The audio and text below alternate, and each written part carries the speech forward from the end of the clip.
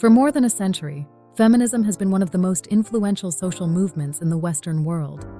It fought for women's right to vote, greater access to education and employment, reproductive autonomy, legal equality, and protection against discrimination. Many of those battles were unquestionably important. But today, particularly in wealthy Western democracies, women attend university in greater numbers than men, occupy positions of enormous political and economic power, and enjoy essentially the same formal legal rights as men. So this raises a provocative question. Has feminism achieved so much of its original mission that the movement itself is becoming irrelevant? Or do continuing inequalities mean feminism remains as necessary as ever? To answer that question fairly, we first have to recognize what feminism accomplished. The early feminist movements pursued objectives that today seem almost self-evident: voting rights, property rights, educational opportunities, and greater legal independence. Later feminist movements challenged workplace discrimination, sexual harassment, domestic violence, and restrictive assumptions about women's roles within society. The transformation has been extraordinary. Across OECD countries, young women are now more likely than young men to obtain tertiary qualifications. Women are doctors, judges, scientists, CEOs, military officers, and heads of government. In Australia, women have actually constituted the majority of university students for decades. In other words, the argument that women should simply have the same opportunities as men has moved from a radical proposition to a fundamental principle of modern liberal democracy. That is an enormous historical achievement. But success creates a problem for every social movement. What happens when many of the original objectives have already been achieved?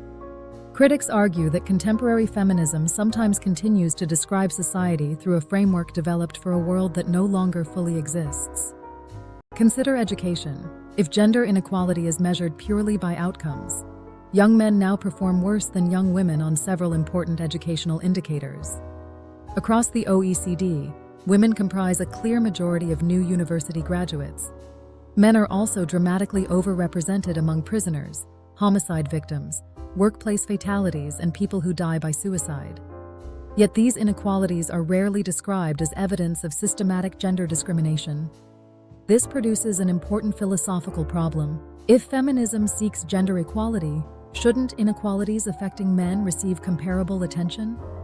Critics also question whether every statistical difference between men and women necessarily represents discrimination. The gender pay gap, for example, is real as an aggregate measure, but it is influenced by a complicated combination of occupation, working hours, career interruptions, parenthood, seniority, preferences, and discrimination. Simply observing different average outcomes does not tell us why those differences exist. And when complex social problems are reduced to a simple conflict between male privilege and female oppression, feminism risks replacing serious analysis with ideology. But declaring feminism irrelevant would also be premature. Formal equality does not automatically produce identical experiences. Women remain disproportionately affected by sexual violence and intimate partner violence. Pregnancy and childbirth impose biological and economic costs that cannot simply be legislated away. Women also remain underrepresented in some of the most powerful positions in business and politics. Globally, the argument is even stronger. The experience of a university-educated woman in Melbourne, London, or New York cannot be treated as representative of women everywhere. In some countries, women's freedom over education, marriage, employment, clothing, reproduction, and political participation remains severely restricted. So feminism clearly retains relevance where women lack fundamental freedoms.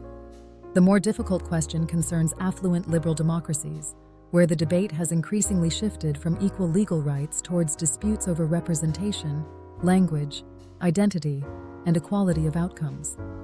Perhaps the most interesting possibility is that feminism is not irrelevant, but that it needs to evolve. The great achievement of feminism was challenging the assumption that someone's opportunities should be determined by their sex. But that principle logically works in both directions. If society should care when girls fall behind academically, it should care when boys fall behind. If female victims of domestic violence deserve protection, so do male victims.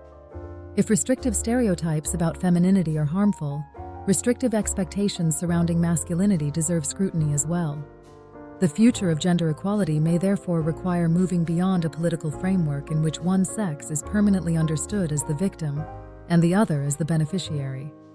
Equality cannot simply mean improving outcomes for women. It must mean examining disadvantages affecting both sexes, even when the evidence challenges our political assumptions. So, is feminism irrelevant? No, but its role has changed. Historically, feminism was essential in dismantling legal and institutional barriers that restricted women's freedom. In many parts of the world, that struggle remains unfinished. But in modern Western democracies, the challenge is increasingly more complicated. Women can experience genuine disadvantages. Men can experience genuine disadvantages. And not every difference between them is necessarily evidence of discrimination. Perhaps the question for the 21st century is therefore no longer simply, what does society need to do for women? It is, how do we create a society in which neither men nor women are limited, ignored, or disadvantaged simply because of their sex? If feminism can embrace that principle consistently, it may remain enormously relevant. If it cannot, perhaps society will eventually need something broader to replace it. What do you think? Has feminism successfully evolved for the modern world? Or has it become a movement searching for a new purpose?